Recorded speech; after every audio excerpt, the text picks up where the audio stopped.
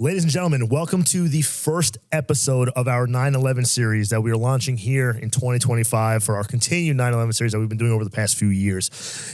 If not the most popular episodes that we do every single year here in the muster room, on social media, Instagram, TikTok.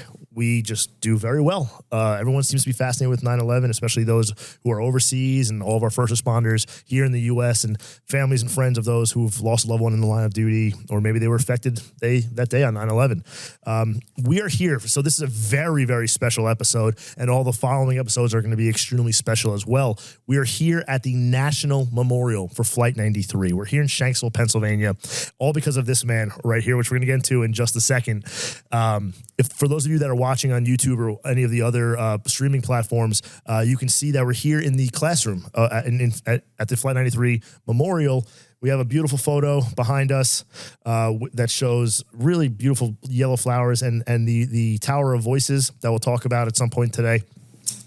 And then you can't see, but behind us, outside of the classroom, we have the rest of the memorial. And that's probably where our guests should take. Yes, sure. I would say so. But it's been phenomenal to be here. We were with this gentleman for 7 hours yesterday, and you took us around, showed us everything, and it was great. We know everything about this park. I think. We learned a lot. And Ranger Rick over here is going to be joining. He's going to be joining the. Oh, I do want his hat. Rick. Yeah, but we've definitely been shown the what people don't normally see, and it's fascinating. Not only the design but how it's run. Yeah, you guys do a fantastic job. Yeah, so fantastic. Without further ado, we have the Superintendent Stephen Clark of the 5 national parks here in the area, and because of you and your staff, we were able to come here and do all these amazing interviews, and we're doing this live show later tonight. Thank you so much. You're welcome. It's been a pleasure. You are a true gentleman, a fellow law enforcement officer. Let's get into it. Tell us about the park. And I want to just mention, this is going to be a quick episode. Yep. Because we're going to talk about just the park itself. Absolutely. And then following this episode, we have a lot of content that's going to be coming out, all based on Flight 93. We had family members who lost a loved one that day. We had the first responding trooper from the state police. We had the first responding medic on scene. So some really great stories that are coming after this one. So I highly recommend everybody watches those. But with that being said, Stephen, take it away. Tell us about yourself really quickly, and then let's talk about the park. Talk about the 5 parks you manage as well. Well, again, thank you, gentlemen, and thank you to the Pennsylvania State Police for introducing, you and I, ultimately, Austin, initially. But no, I have the honor of serving as the superintendent of the 5 national park units in Western Pennsylvania. And so that being in Blair, Cambria, Somerset, and Fayette County. So I'm headquartered here at Flight 93, kind of smack dab in the middle of the 5. But depending on the weather, it can be a 2.5 hour to 3 hour drive from the furthest northwest park down to the furthest southwest park. But they're all very, very special. Just a half hour from here is Johnstown Flood National Memorial. So to have 2 national memorials so close to one another, very different stories, very different era, that being in 1889. But then also Fort Necessity National Battlefield, which is about an hour and a half from here. And it's the only battle that George Washington, then as a colonel with the British Army, ever surrendered. So that's really also hallowed ground where men died, both British and French and Native Americans as well as Friendship Hill National Historic Site, and then Allegheny Portage Railroad. So just those 5, I could go on a podcast for 3 hours, just talk about my 5 parks. Yeah. But in all seriousness, I can't thank you enough, Austin, and your entire team for coming to Flight 93 and giving us the opportunity to share the incredible story of these 40 people. And I think that between our partnerships, whether it's with the friends groups, the families, local business, and I could go on and on, that makes this partnership work so well. So in New York, you all have docents that serve as volunteers. Here at Flight 93, we have what we call ambassadors. And a typical volunteer, whether it's Salvation Army or what have you, typically 5 years. And here at Flight 93, we have ambassadors that were here from September 11th 2001, still on the job in their 80s. Wow. That doggone it, from 11 to 1 on Tuesday, unless it's an ice storm, they are here. They're so committed. And I think that really is to showcase the spirit of these 40 people. And so the National Memorial really was created a little over 1 year time, September 24, 2002, by then President George W. Bush. And having been working for the Park Service for 40 years, I can tell you oftentimes it takes decades to become a national park unit. You know, we love our state parks, county parks, township parks, and so forth. But in order to be a national park, having national significance, it takes a long time. So for everything to get done very early on, it was determined that of the 3 attack sites, this one would be a part of the national park system. And so here we are almost 24 years later. We continue to grow. Our visitation is roughly 400,000 to 500,000 people a year. And you guys know that you really got to want to get here because it's off the beaten track. It really is. But when you do get here, people often say, you know, well, I see a part of the plane and so forth. But the beauty of this with the architect, Paul Murdoch, is, and Eric, you had mentioned the simplicity of this place, the design. It folds in beautifully with the Pennsylvania landscape. It really does. It really, truly. In Somerset County. It really does. And, you know, when you think about the history of how it came to be, it, you know, in the Park Service, we're kind of snobs, you know, we have our own architects and we have our own engineers and so forth, but it was determined early on that this would be a design competition, very similar to the Vietnam Memorial and so forth. And it went out to the world and we received over 1,100 entries from 27 different countries, which is astounding. So they had a jury, various elected officials and family members and leadership in the government, and it whittled down to 5. And then the Park Service gave each of those 5 design firms $25,000 back in the day was enough to tell us more. And then ultimately another jury was selected and Mr. Paul Murdoch out of Los Angeles, sight unseen, was selected. So Paul was very careful to design the memorial in phases. So the National Park Foundation, our number one 501c3 created in the late 60s by Mr. Rockefeller and Lady Bird Johnson, came into play significantly in that this is their largest grossing capital campaign in their history. More than $60 million of private funding came to build this memorial, which is really, really unbelievable when you think about it. But at any rate, the phase 1, they really wanted to have it ready for the 10-year anniversary in 2011. So not only did you have the design competition going on, you had to acquire the land and so forth. So a lot of behind the scenes, but ultimately roughly 2,200 acres was secured.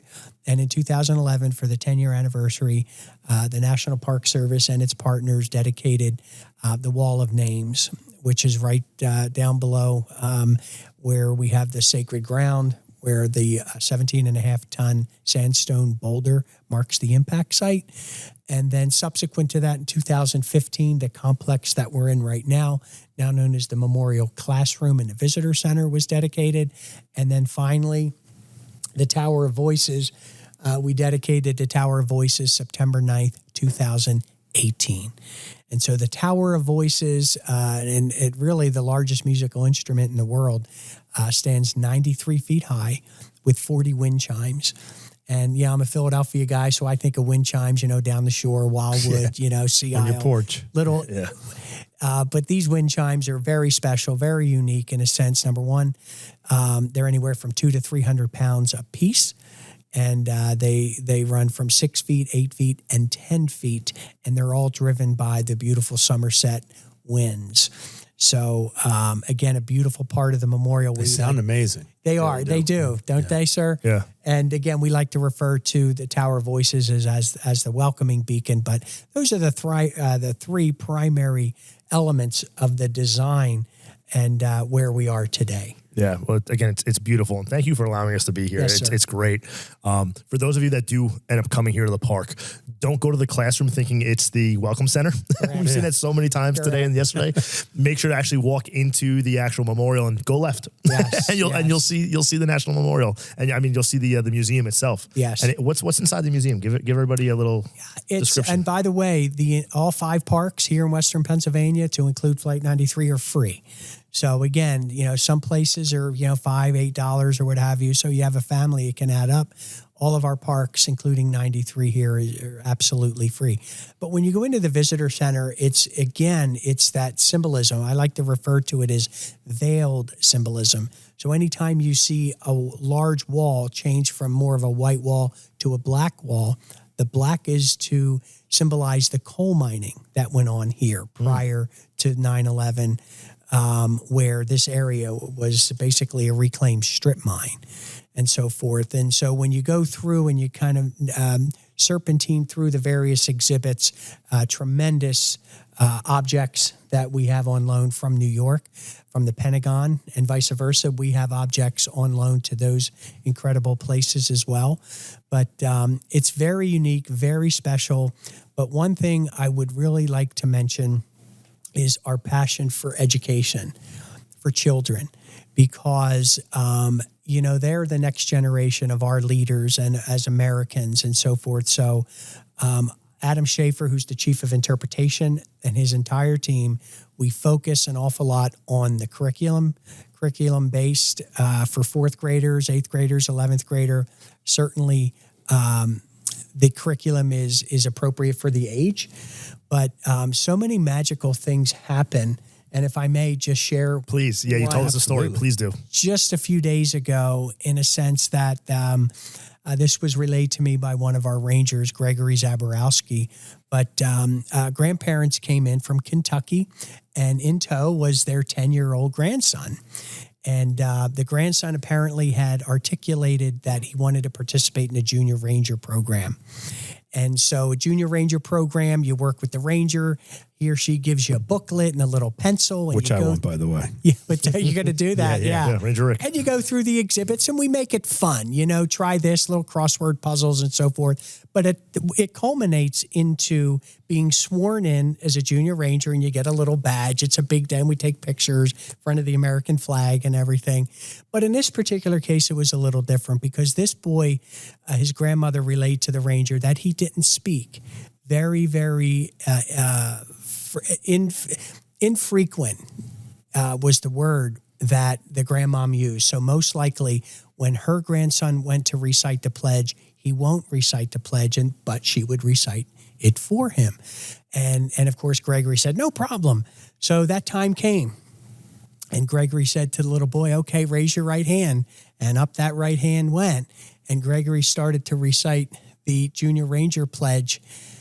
And lo and behold, he started to speak and to pledge and recite the pledge along with Gregory to the best of his ability.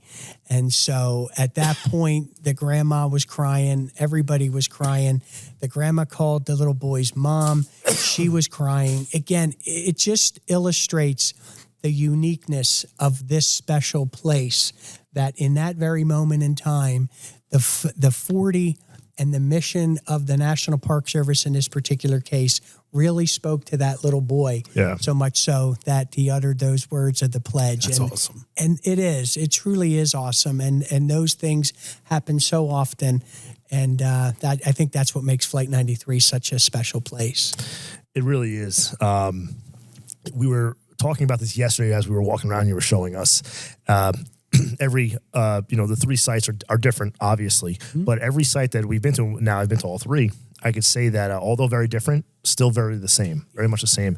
And there's that a heaviness in the air, or there's this powerful sense of something that surrounds all three of these sites. And whether it's patriotism or whether it's the sense of loss, or a combination of all these different emotions, there's something really special about these places. And you just told this unbelievable story, and there's other stories at each of these two other sites. Absolutely. So there's just something really special. It reminds me of September 12th, like I said, in 2001, because you hear people, hello, hi, how are you? Absolutely. People in New York, not at the center, but people walk by each other. People in New Jersey, they give each other the finger where they're driving. Here, hi, how are you? Good day. It's just nice. It's peaceful. It's nice. And then it's sacred. Yeah. Yeah. I love the word tranquility. It's one of my favorite words. It's a good word for that. Language. Yeah. Harmony and tranquility are my two favorite words. It permeates here. It does. Yeah. It truly does. And you do see strangers saying hi and stopping and talking and so forth. And I think that's what this memorial really does. And, you had mentioned, Austin, about, what would visitors likely see in the visitor center. And the first panel you come to, it was just a regular, beautiful, sunny day on the East Coast, not a cloud in the sky. And then at the very end, we honor all 2,977 lives on all four planes, all of those in the towers, and of course, all those men and women who died in the Pentagon. Yeah. And we also often think and pray for those first responders. And being in law enforcement myself, as they say, when people are coming out of a building, we're running in. Yeah. And that's exactly what happened. Yeah. And it's all of those things that come together that under the great American flag and the patriotism and the fact that you gentlemen are here showcasing this story, for the lack of a better term, when I say showcasing, it's about the 40 and what they did and what they knew. And if you look at the timeline, this is really important. When you see and you study the first plane hitting at 8:46, second plane hitting at 9:03. I was a ranger in the U.S. Virgin Islands with the National Park Service as a law enforcement officer. And even then, at that second plane, we all knew, no matter where you were, that this was not an accident. This was some type of an attack. And then when this aircraft was taken over at 9:28, coming right into Cleveland airspace, and then having that turn around, the terrorist pilot got on the microphone and said, go to the back of the plane. They've met our demands. We're going back to the airport. And that's exactly what these people did, thinking, oh my gosh, okay, we're going to be okay. Typically in that day when an aircraft was hijacked, it would go back to the airport. They'd negotiate and so forth. Little did they know that they were part of this plot. And so at that point, they started making these phone calls. So 13 people made 37 phone calls. So they were able to ascertain in real time what happened in New York. And then precisely at 9:37 a.m., American Airlines Flight 77 struck the Pentagon. And when they knew that in real time, that's what galvanized them. That's what brought complete strangers together and said, no, not here, not now. I want to go home and hug my kids. I am not going to sit idly by. And that's when they tried to take back control of that plane. And you hear about Todd Beamer at 9:57 speaking to Lisa Jefferson, an airphone operator in Chicago, saying, tell my wife that I love her and we're getting ready to do something. Todd, don't hang up. I won't. And he placed the phone down, and that's when she heard him say, is everybody ready? Let's roll. But it wasn't just about Todd Beamer. It wasn't just about Tom Burnett. It was about everybody, the young, the old, male, female, coming together to try and take back control of that airplane. And frankly, they just ran out of time. And but no question, they were 18 minutes flying time from Washington, D.C. It's likely target the U.S. Capitol building, and where both houses of Congress were in, as were roughly 4,500 employees at the Capitol building, not to mention the countless thousands of visitors in and around that area on a Tuesday morning. Beautiful weather. So that's why I think the story of Flight 93 continues to grow about what these people did, what they knew. And it's not that the other people on the other three planes didn't have the courage. Of course they did. They just didn't have the time. And didn't really have the knowledge yet. Right. Didn't have it yet. They didn't have the knowledge of what had happened. Yeah. So that, again, it just gives me chills. And you think to yourself, would I be able to do that? I'd like to think that I would, but I think already throughout the world, this story has inspired others. Oh, it certainly has. To act and not to sit back. Yeah, it has. And wait. Yeah. Sir? Yeah, for sure. flight time was roughly 46 minutes from takeoff till the crashing. And they saved countless lives. Countless lives were saved because of their heroism. Hundreds, if not thousands, would have probably perished, somewhere within Washington, D.C. because of these 40 individuals. And I think the memorial here does a really great job of displaying the heroism that occurred that day. And yeah, it's a beacon of light and a beacon of hope to so many. And I'll tell you, I'll be honest, like, I fly a lot, and every time I'm on a plane, of course it goes through your mind, right? Like, what happened? What if we're the next plane? Do I think it's going to ever happen again? I don't. I think, the next attack, 'cause it's not a matter of if, unfortunately, it's a matter of when. Yeah. I don't think it'll be on a U.S. airline because of all the new security features that are in place, and because we Americans probably would never allow it to happen again. I know that I can't sleep on flights. I have to always have my eyes open. I'm always looking around. I know the same probably goes for all of us here in law enforcement and first responders.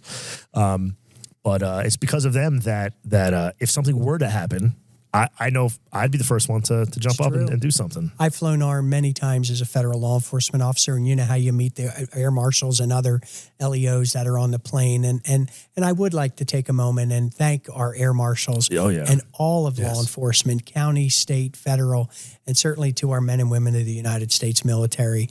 Where would we be without those incredible patriots? It all blends together.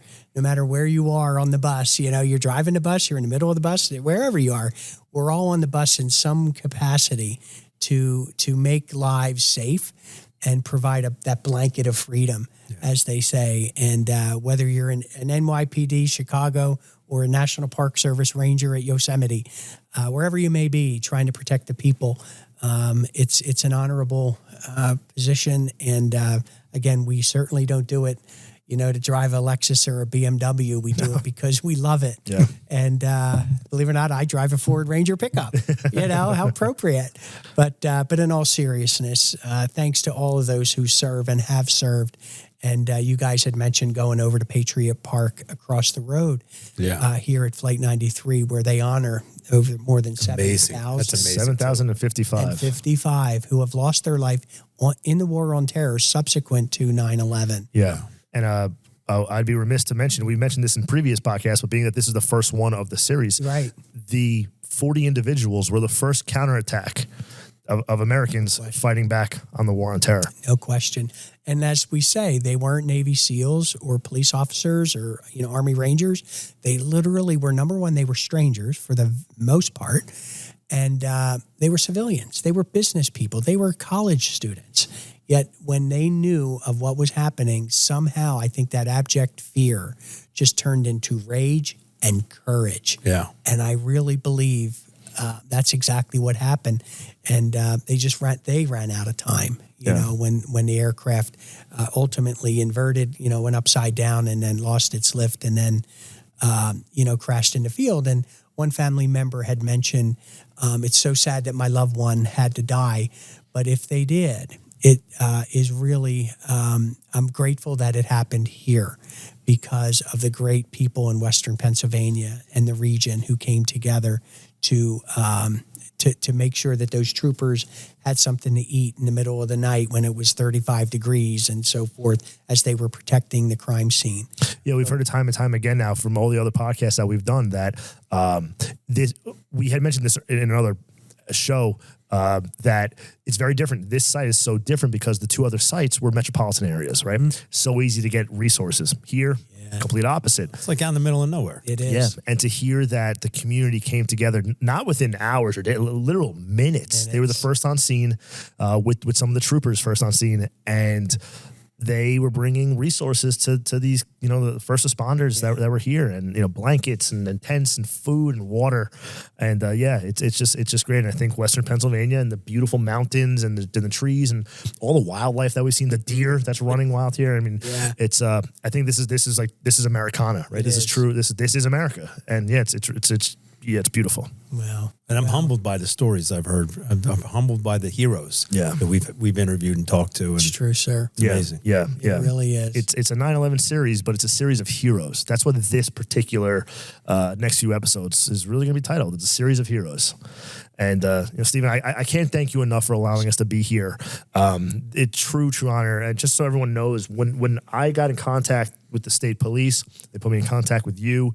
It was literal minutes that I essentially got the yes. You were, come here, come to the memorial. We have so much to show you, and I can't wait to meet you. And that's exactly what you did. You're a man of your word. Wow. You were here with us for 7 hours yesterday. You bought us dinner last night. We ordered a lot of food, a little too much food, to be honest. That was a lot. It was a lot, but it was great. And you've been such a gracious host. And just shout out to the National Park Service. And if you're a representation of the National Park Service, which I believe you are, it's a phenomenal, unbelievable agency here within the federal government. Beautiful people. Yeah. That care deeply. Yeah. It makes me, we have 433 national parks, and the people that work for this agency, again, absolutely love and live the mission each and every day. Yeah, you could tell.